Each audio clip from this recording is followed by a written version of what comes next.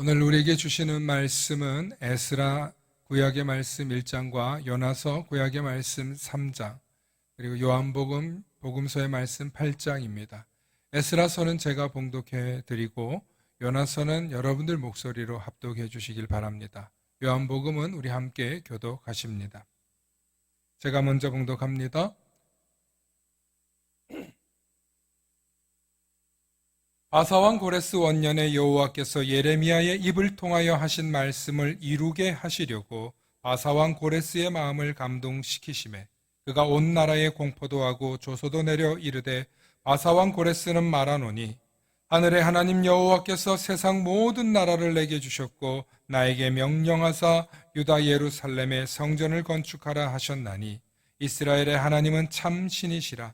너희 중에 그의 백성된 자는 다 유다 예루살렘으로 올라가서 이스라엘의 하나님 여호와의 성전을 건축하라. 그는 예루살렘에 계신 하나님이시라. 그 남아있는 백성이 어느 곳에 머물러 살든지 그곳 사람들이 마땅히 은과 금과 그 밖의 물건과 짐승으로 도와주고 그 외에도 예루살렘에 세울 하나님의 성전을 위하여 예물을 기쁘게 드릴지니라 하였더라. 이에 유다와 베냐민 족장들과 제사장들과 레위 사람들과 그 마음이 하나님께 감동을 받고 올라가서 예루살렘의 여호와의 성전을 건축하고자 하는 자가 다 일어나니 그 사면 사람들이 은그릇과 금과 물품들과 짐승과 보물로 돕고 그 외에도 예물을 기쁘게 드렸더라. 아멘. 요나서의 말씀 여러분들 목소리로 함께 천천히 합독해 주시기 바랍니다. 시작. 여호와의 말씀이 두 번째로 요나에게 임하니라. 이르시되 일어나 첫 큰 성읍 니느웨로 가서 내가 내게 명한 바를 그들에게 선포하라 하신지라. 요나가 여호와의 말씀대로 일어나서 니느웨로 가니라. 니느웨는 사흘 동안 걸을 만큼 하나님 앞에 큰 성읍이더라.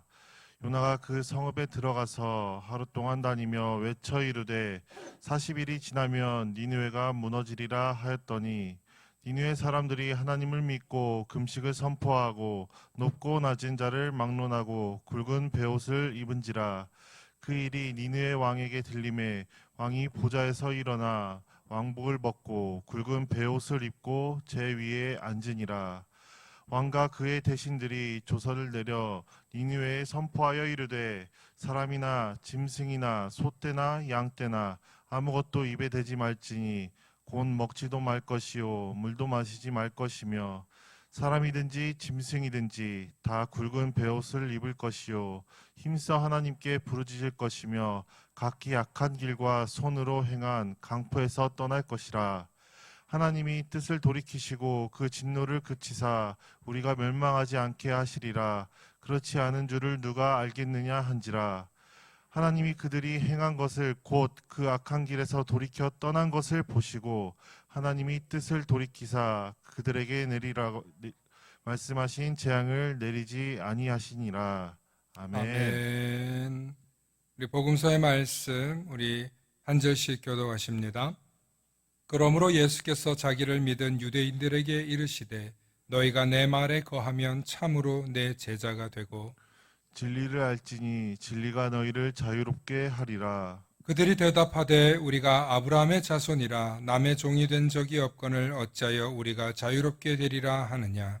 예수께서 대답하시되 진실로 진실로 너희에게 이르노니 죄를 범하는 자마다 죄의 종이라. 종은 영원히 집에 거하지 못하되 아들은 영원히 거하나니 그러므로 아들이 너희를 자유롭게 하면 너희가 참으로 자유로우리라. 나도 너희가 아브라함의 자손인 줄 아노라. 그러나 내 말이 너희 안에 있을 곳이 없으므로 나를 죽이려 하는도다. 함께 하십니다.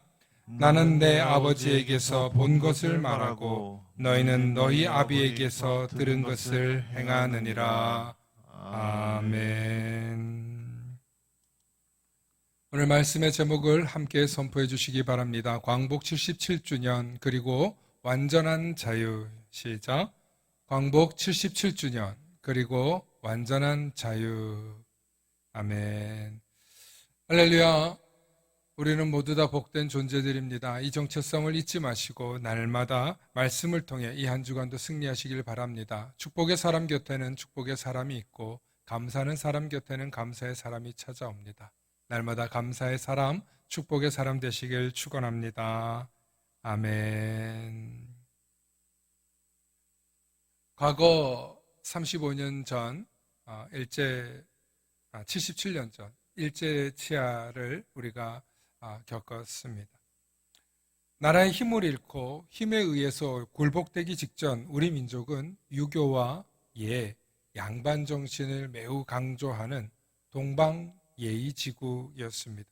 그리고 그것을 매우 자부심 있게 생각하고 살았고 또 효를 중시하며 어른을 공경하는 동방예의지구이었습니다. 그런데 외세의 침입을 겪고 난 뒤에 우리가 암만 홀로 평화를 사랑하고 예를 중시한다 해도 나라의 주권을 스스로 지킬 수 없다면 아무 소용이 없구나 하는 것을 온 국민이 뼈저리게 깨달았습니다. 그런데 그것을 깨닫고 계몽 운동을 하려고 할 때 한일 합방이 이루어지게 되었습니다. 그래서 1910년부터 1945년 일제강점기를 우리가 35년 동안 나라의 주권을 잃은 서름을 겪어야 했습니다. 그런데 우리 힘으로 해방되는 게 아니라 1945년 세계 2차 대전이 일본의 패망으로 인해서 종결되면서 우리 힘이 아니라 소련과 미국의 군정으로 인해서 38선을 그어서 위로는 북, 아래로는 남, 이렇게 해서 이념체제로 국가를 갈라놓습니다. 지금 와서 이야기지만 독립은 했지만 아직도 우리는 완전한 독립을 이루지 못했다고 해도 과언이 아닙니다. 왜냐하면 위로는 우리의 형제인 나라가 저렇게 총칼을 겨누고 우리와 다투고 있기 때문입니다. 해방은 되었지만 1950년 남북전쟁으로 인해서 얼마나 많은 사람들이 죽임을 당했는지 모릅니다. 여러분, 그 숫자가 약 400만에서 500만 정도라고 합니다. 그 당시에 죽은 군인과 민간인을 포함하면 셀 수 없는 사람이 죽었습니다. 유대인 학살이 600만이라고 했고 무슨 질병으로 인해서 죽어도 보통 그렇게 많이 죽지 않는데 아마 가장 많이 죽은 게 스페인 독감이라고 해서 1000만 정도가 죽었다고 합니다. 질병으로. 세계 1, 2차 대전을 통해서 수천만 명이 죽었습니다. 유럽에 정말 많은 사람들이 죽었습니다. 이렇게 전쟁은 많은 생명을 잃고 특히 힘이 없는 고아와 과부를 만들게 되고 또 여자들은 너무나 고통당하는 게 전쟁입니다. 도대체 나라가 왜 갈라선 것일까? 우리가 원해서 갈라진 것도 아닌데 그 서름을 어디다가 풀 데가 없습니다. 그래서 어떤 이는 아직도 통일을 이루지 못하고 있는 이 잘려진 허리를 안타까워하며 때가 되면 북녘 땅을 향해서 소리를 외치고 우시는 분들이 있습니다. 놀랍게도 형제인 나라와 갈라진 지 77년 만에 북한은 세계 꼴찌라는 경제 순위에 잡혀 있고 책정조차 안 된다고 합니다. 그와 반대로 우리는 세계 10위 안에 있는 경제 강국이고 우리를 갈라놓은 소련보다도 경제력이 더 지금은 좋은 나라입니다. 군사력은 우리가 러시아에 비해서 조금 못 미칠지 몰라도 경제력은 우리가 압도합니다. 러시아 사람들이 우리나라 제품들을 얼마나 좋아하는지요? 현대, 삼성 제품을 너무너무 좋아합니다. 그래서 실제로 러시아에 가면 현대 기업과 삼성 기업이 상당한 수익을 냈는데 이번에 전쟁으로 인해서 엄청난 타격을 입고 있겠죠. 또다시 중국이란 나라가 또 얼마 전에 대만을 침공하려고 준비하고 있고 이미 계획 수립은 미국 CIA 정보기관을 통해서 알게 된 건데 2024년에 미국은 완전한 하나된 중국이라는 목표를 가지고 대만을 집어삼키려고 하고 있습니다. 그런데 미국에서 이것을 막을 방법이 없고 실제로 막는다고 하더라도 엄청난 천문학적인 피해와 죽음이 예상되기 때문에 차라리 대만을 주는 게 낫다라고 할 정도로 슈퍼컴퓨터는 그렇게 이미 해석을 했고 약 80% 이상 미국은 대만을 보호하지 못할 것이다. 흉내만 내다가 피할 것이다. 이렇게 된다고 합니다. 왜냐하면 중국이라는 나라와 부딪혀서 서로 잃을 게 많기 때문입니다. 그런데 중국이 이렇게 대만을 또 삼키려고 하는 가장 큰 이유는 그 중에 하나가 반도체 때문이라고 합니다. 중국 얼마나 큰 땅인데 그 작은 땅 더 먹어서 뭐 할까요? 사실은 반도체 때문입니다. 다시금 힘의 논리가 세상을 지배하려고 꿈틀거리고 있습니다. 러시아가, 중국이, 인도가, 파키스탄이 다 핵이 있는 나라들입니다. 이제 또 이란과 사우디아라비아가 서로 힘겨루기를 하기 시작하고 있습니다. 러시아가 우크라이나를 침공할 때 설마 정말 푸틴이 미치지 않고 그러지 않겠지 했는데 어떻게 했습니까? 침공을 했습니다. 벌써 지금 2달이 넘어가고 있습니다. 석 달이 넘어가고 있죠. 아직까지 미국 대리전을 치르고 있는 것처럼 보이고 있습니다. 다시금 세계는 강자를 위한 또 약육강식의 시대, 적자생존의 시대, 더 이상 약한 자는 아무도 살펴주지 않아 스스로 힘을 길러야 해. 힘없는 자는 빼앗기는 게 이 세상의 논리야 하는 전근대적인 사고방식이 세상을 지배하려고 하고 있습니다. 좀 어려운 말로 이것을 제국주의적 사관 혹은 식민주의적 사관이라고 합니다. 힘 있는 자들이 지배하는 게 당연한 거지. 여러분들도 아마 그렇게 생각하시는 분들도 있을 것입니다. 왜냐하면 우리는 그렇게 교육을 받았기 때문입니다. 약육강식, 적자생존, 식민사관. 여러분 이런 말들을 들으면 그게 무슨 말이야. 나 먹고 살기도 힘든데 나만 안전하면 되지 라고 생각할 수 있을 것입니다. 그런데 여러분, 러시아, 중국, 인도, 파키스탄, 이란, 사우디아라비아 등등 이들만 그럴까요? 민주주의를 표방하는 나라들임에도 불구하고 이제는 서로 물고 뜯기 시작하면 이 세상은 세계 3차 대전으로 갈 뿐만 아니라 정말 앞으로 어떻게 될지 모릅니다. 왜 이런 현상이 발생할까요? 과거 1, 2차 세계대전이 끝난 지 아직 100년이 되지 않았습니다. 우리가 광복한 걸 보면 77년 됐지 않습니까? 그런데 인류는 왜 다시 이런 일을 일어나는 것을 방관하고 있을까요? 왜 유럽은, 왜 미국은 러시아를 막지 못하고 또 중국이 대만을 침공하려고 하는 것을 막지 못할까요? 그 틈에 북한은 에라 모르겠다. 밑으로 한 발 쏘고 보자 라고 할지 누가 압니까?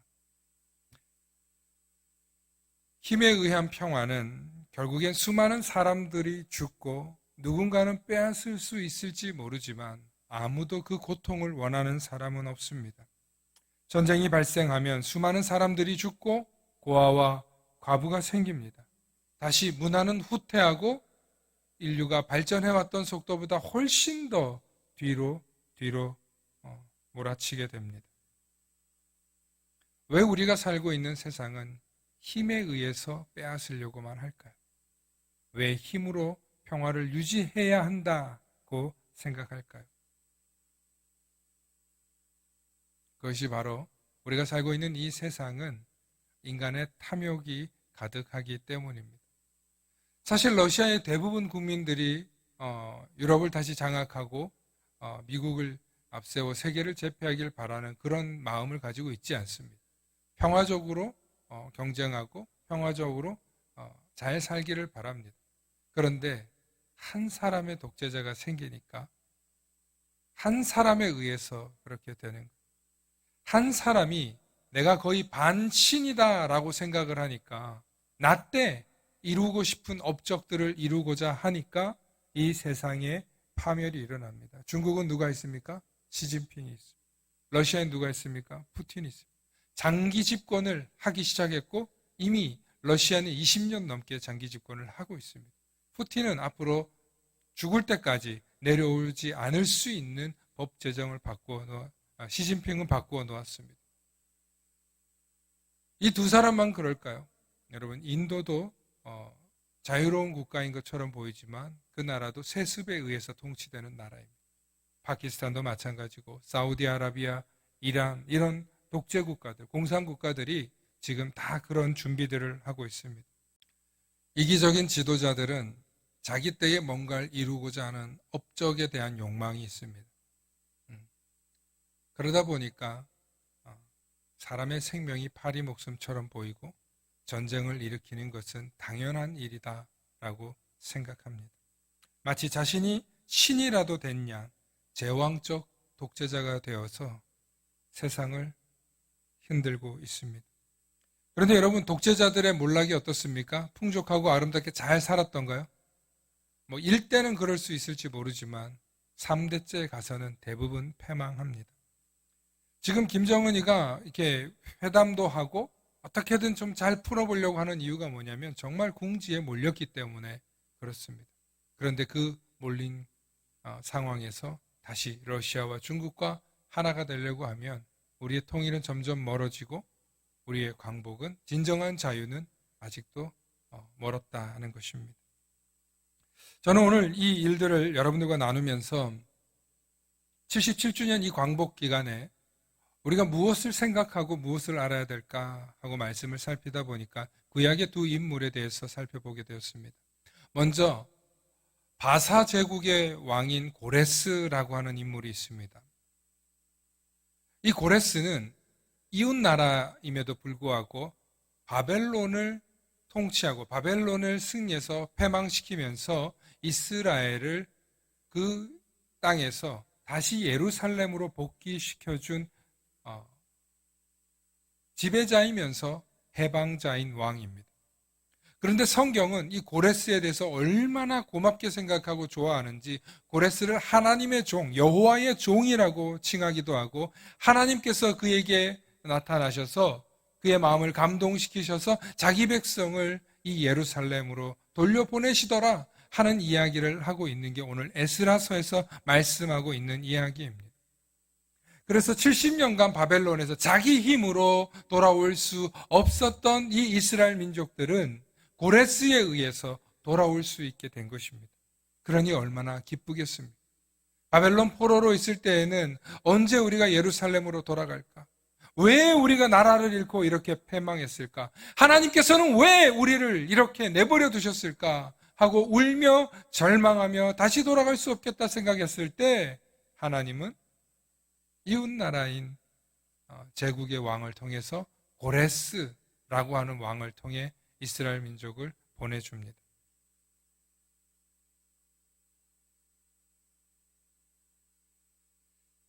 심지어 스룹바벨이라고 하는 총독을 세워서 이스라엘 민족들이 유대 땅으로 돌아갈 수 있는 길을 열어주십니다. 그리고 예루살렘 성을 다시 재건하라고 성전 건축 헌금까지 하라면서 오늘 선포합니다. 그게 오늘 여러분들이 읽으신 에스라서 1장입니다. 이게 무슨 말인가 하고 여러분들 보실지 몰라요. 오늘 여기에 보면 아주 많은 역사적 이야기들이 있어요. 그래서 학개, 스바냐, 느헤미야 이런 인물들, 에스더 또 다니엘 이 인물들을 통해서 나중에 다시 이 유다 예루살렘으로 돌아가게 해주는데 그 과정에서 예루살렘 재건 그리고 이스라엘 재건을 도와줍니다. 그러면서 자연스럽게 이스라엘은 자기 나라를 회복하기 시작합니다. 비록 왕권은 없지만 종교적으로 자신들이 회복되다가 나중에 페르시아가 지배하고 페르시아가 망하고 로마가 들어올 때까지 이스라엘은 고유의 자기 신앙 공동체와 부족 국가를 유지하게 됩니다.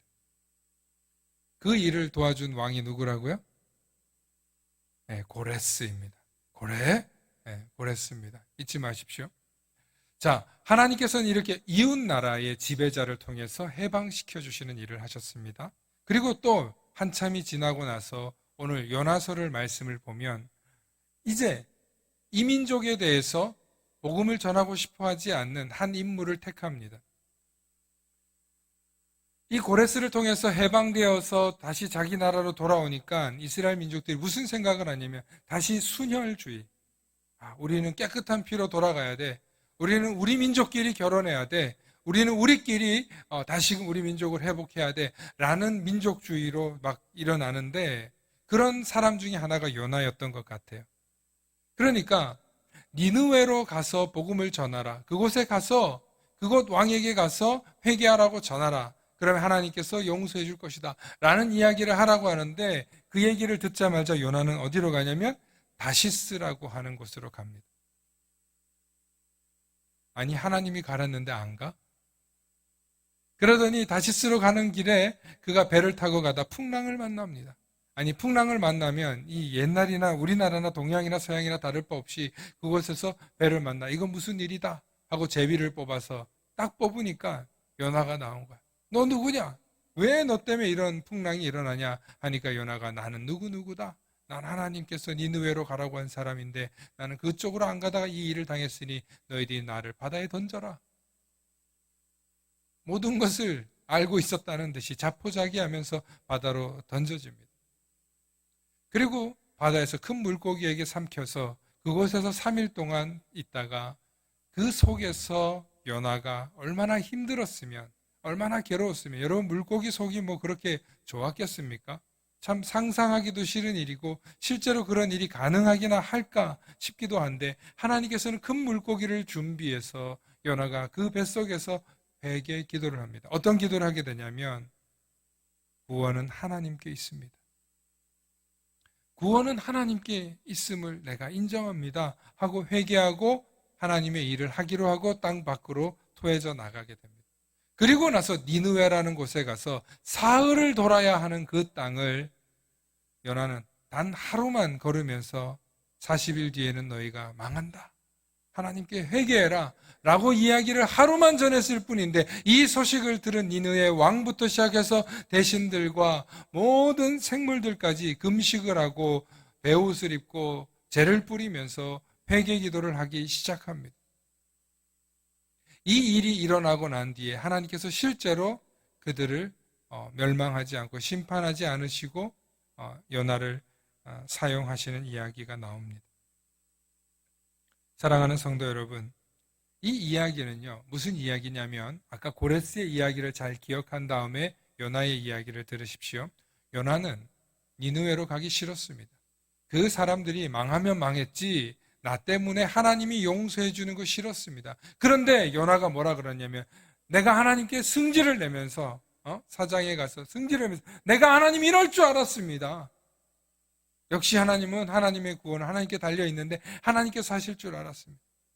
니느웨로 가는 이 요나의 입장은 하나님의 구원을 하는 게 싫은 거예요. 우리를 침공했던 저 페르시아에 있는 나라, 지금 니느웨라고 하는 나라는 하란과 바그다드, 지금 이라크죠, 그 위에 있어요. 이라크와 이란 사이에 있는 나라예요. 얼마나 싫은 나라겠어요. 페르시아 제국 중에 하나였어요. 그러니까 요나는 복음 전에서 저들을 살리는 하나님이 싫은 거예요. 그런데 하나님은 뭐라고 얘기하시냐면, 니느웨에 앞뒤를 알지 분간하지 못하는 12만 명이나 되는 사람들이 있는데 내가 어찌 그들을 아끼지 않겠느냐. 너는 박농쿨 하나도 그렇게 아끼고 그것을 갉아먹어서 그늘이 없어졌다고 그렇게 분하고 성질 내면서 좌우를 살피지 못하는 12만 명의 이 니느웨 사람들을 내가 어찌 불쌍히 여기지 않겠느냐 하고 하나님이 말씀하십니다. 그래서 구약 성경에서 요나서는 어떤 성경이냐면, 하나님이 이방인도 살리시는 하나님이다 라는 최초의 선교적 성경입니다. 즉 하나님께서는 요나를 통해서 너희 나라, 너희 민족 이스라엘만 하나님께서 책임지시는 게 아니라 다른 민족도 하나님이 사랑하시고 그들에게도 구원의 길을 열어놓으신 하나님이라는 것을 하나님께서는 요나의 복음을 통해서 전하고 계시는 거예요. 성질도 고약하고 속도 좁고 민족주의에 자기 나라밖에 모르고, 아니 들어보십시오. 요나가 왜 그렇게 했는지 잘 생각해 보십시오. 너 선교하러 갔다 왔다는데 어디 갔다 왔어? 니느웨 갔다 왔어. 아니 거기를 왜 가? 아니 하나님이 가라니까 간 거야. 나도 가기 싫었어. 이렇게 말하는 사람이에요. 그러려고 했던 사람. 자, 이것을 좀 더 넓게 봅시다. 하나님께서 고레스라고 하는 이방 나라 왕을 통해서 이스라엘을 구원해 주셨듯이 우리한테 잘해줄 때는 고레스 왕 만세 최고. 그런데 우리는 해방돼서 우리는 고국으로 돌아왔는데 다른 나라에 복음 전하러 간다니까 싫은 거예요. 요나는 고레스 이후의 사람입니다. 그게 우리 모습 아니냐. 77년 동안 우리가 광복 이후에 해방되어서 얼마나 지금 괄목할 만한 성장을 이루었고 전 세계 어느 누구도 따라올 수 없는 눈부신 경제 성장을 이루었지 않습니까?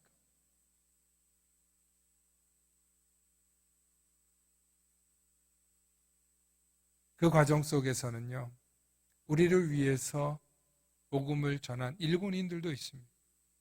우리를 위해서 땅과 또 독립기구를 제공해준 중국도 있습니다. 여러분, 우리를 위해서 도와준 이방 수많은 민족들이 있습니다. 여러분, 유엔군이 오지 않았습니까? 그런데 우리는 그 순간 어떤 잣대를 들여다대면서 일본은 나쁘고 중국은 나쁘고 공산당은 나쁘고 막 이런 논리로만 간다는 거예요. 과연 그게 맞을까요? 과연 우리가 그렇게 산다면 우리 그리스도인들이 참된 해방을 누리고 살고 있는 게 맞을까요? 오늘 예수님께서 너희가 나를 믿으면 내 제자가 되리라. 그리고 내 속에 있으면 너희가 진리를 알게 될 것이다 하고 예수님께서 말씀하고 있습니다. 그러자 한 사람이 이렇게 묻습니다. 우리는 아브라함의 자손이라 남의 종이 된 적이 없는데 어찌 우리를 자유롭게 되리라 하냐라고 묻습니다. 그래서 예수님이 뭐라고 얘기하시냐면 진실로 진실로 너희에게 이르노니 죄를 범하는 자마다 죄의 종이니라. 여러분, 죄가 뭡니까? 예수님을 모르고 하나님을 모르고 사는 게 죄입니까? 따릅사 죄는 이웃을 사랑하지 않는 게 죄다. 여러분, 이웃에 대해서 무관심하고 이웃에 대해서 우리가 박하다면 이웃 나라라고 해서 우리가 거절하고 그들을 멀리하고 배척하고 심지어 종교가 다르다고 해서 우리는 배척해오지 않았습니까? 특히 이방 이슬람 믿는 사람들이 우리나라 들어온다 그러면 제일 먼저 반대하는 사람들이 누굽니까? 기독교인들이에요. 천주교인, 불교인도 아니고 보수 기독교인들이에요. 정말 성경을 제대로 알는 우리가 이웃에 대해서 우리만 지키고 연화와 같이 사는 거, 물론 그런 사람도 있어요. 하나님 연화도 사용하시니까요. 겁이 많고 많은 사람들과 어울리는 게 두렵고 이방 민족들이 막 모이는 거 불안한 사람들이 있어요. 하나님 그것도 인정해 주세요. 그거 잘못됐다고만 말하지 않아요. 네가 그 박넓고 그렇게 아끼는 거 죽었다고 해서 속상해했지, 그러면 너도 죽어봐. 하나님 그렇게 안 하세요. 그러나 좌우를 분간하지 못하는 이 백성들은 누가 살피냐는 거예요. 하나님은 그렇게까지 이웃을, 이방 민족도 구원하시고 사랑하시는 분이라는 거예요. 그래서 예수님께서는 우리가 진리 안에 있으라는 거예요. 국가 안에 있으라는 것도 아니고 민족 안에 있으라는 것도 아니고 자기 종교 안에만 있으라는 것도 아니고 하나님의 참된 진리, 그 진리 안에 있으면 우리가 뭘 얻습니까? 완전한 자유, 참된 자유를 누릴 수 있다는 것입니다. 종은 영원히 그 집에 대해서 제대로 알지 못하지만 하나님의 아들은 제대로 안다는 것. 그래서 예수님께서는 내가 내 아버지께 보고 배우고 들은 것을 너희에게 가르쳐 주지만 너희는 너희 아버지에게 배운 것만 듣는다는 것. 지금 이 예수님과 분쟁이 붙은 사람들이 바리새인들이기 때문에, 국수주의자들이기 때문에, 민족주의자이기 때문에. 옛날에는 민족주의라는 말이 좋은 말인 줄 알았어요. 옛날에는 우리 애국, 애족이 참 좋은 말인 줄 알았어요. 그런데 여러분, 이제는 세상이 우리만 옳다, 우리만 맞다 라고 하는 순간 도태되고 무너지는. 저는 그때 이걸 보면서 참 이건희 회장이 예전에 사원들에게 했던 이야기가 참 기억이 나요. 어떤 얘기인지 아세요? 이건희가 제일 유명한 말 남긴 게 있어요. 자식과 마누라 빼고. 여러분 몰라요? 자식과 마누라 빼곤 다 바꿔라. 그 다음에 한 이야기가 더 중요해요. 유럽이랑 거기 가서 살아봐. 그 사람들이 뭘 먹고 뭘 입고 뭘 생각하는지 경험해봐. 그러면서 세계화를 앞당겼고, 그리고 그 세계화가 우리가 앞으로 가야 될 길이라고 이야기를 해줬어요. 여러분, 기업인들이 때로는 굉장히 성경적일 때가 있어요. 때로는 정말 지식인들이 정말 생각지도 못하는 일들을 이룰 때가 있어요. 통찰이에요. 해안이에요. 우리 그리스도인들이 정말 세계화되어 가고 있습니까? 우리 그리스도인들이 글로벌하게 세상 사람들, 이민족에 대해서 품으며 살아가고 있습니까? 그저 나 하루 벌어 먹고 살기 바쁘고 나 오늘 사는 것에만 급급하면서 살아가고 있다면 물론 그것이 틀렸다는 게 아니에요. 그런데 그 모습은 요나 정도의 삶이 될 뿐이에요. 요 나로 살 수밖에 없는. 사랑하는 성도 여러분, 77주년의 광복이 지났습니다. 이제 우리가 정말 완전한 자유, 이 세상을 특별히 위에 있는 북한을 품고 포용하는 나라가 되려면 우리가 정말 해야 될 일은 내 것을 좀 더 내려놓고 우리가 가난하고 굶주리고 있는 북한 선교를 위해서, 저 북한을 위해서 기도하고 빨리 하루빨리 통일할 것을 기도할 수 있어야 합니다. 지금 젊은이들, 어린아이들은 통일을 원하지 않아요. 아니 심지어 우리 세대들도요 안 하려고요. 왜냐하면 힘드니까. 왜냐하면 통일 비용이 너무너무 많이 들 테니까 걱정하고 있어요. 그럼 그런 염려, 근심, 걱정 하나님께 맡기고 정말 우리가 완전한 해방, 100년이 더기 전에 이 나라가 통일한국이 되게 하시고 정말 저 북한에서 너무나도 가난하게 굶주리고 살고 있는 저 백성들에게 복음을 전하여서 저들뿐만 아니라 북방으로 중국과 러시아에도 정말 제대로 된 복음을 전할 수 있는 그런 한국교회, 또 여러분들의 신앙 되실 수 있기를 소망합니다. 이제 집으로 돌아가시고 또 세상으로 돌아갈 텐데 내 하루 사는 거에 너무 치중하지 마시고 여러분들 열심히 최선을 다해서 사시지만 여러분들의 마음속에 이웃을 품고 세상을 품을 수 있는 그런 여유롭고 관대한 그런 그리스도인들로 성장하시고 성숙하실 수 있기를 축원합니다. 축원합니다. 기도하겠습니다. 사랑과 은혜가 충만하신 아버지 하나님, 참으로 감사합니다.